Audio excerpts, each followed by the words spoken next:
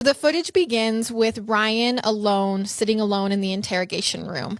He has a very noticeable, large and graphic bruise to one of his eyes. It's so large that you can see that his eye is swollen shut from the corner camera that's in the room. As he sits alone in the room, you can tell that he's uncomfortable, he's agitated.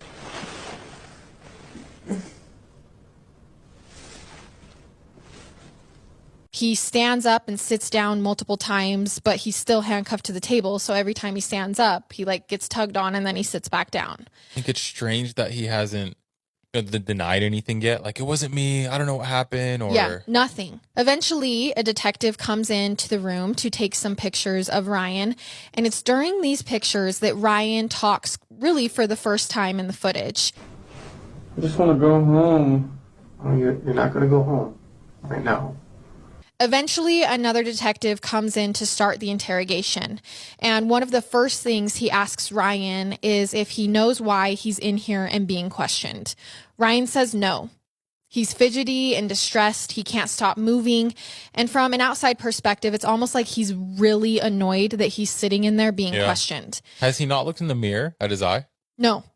He didn't know what his eye looked like. Yeah. Okay. But it's swollen shut. Like, you can't and it's big. Like, the bruise is almost half of his face. I can just imagine him going like, is it bad? Yeah. He points up to it and he goes, is it really bad? Okay.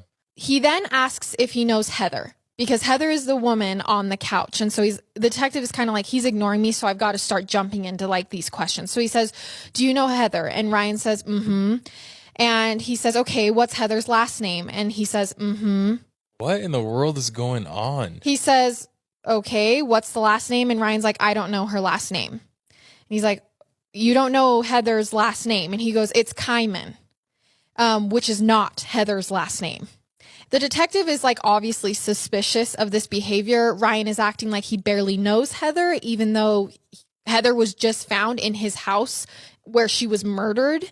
Ryan was dating Heather, and no matter what happened at that house, he would have feelings about what he's being asked, but he's acting like he wasn't even there. He's not even pretending to care.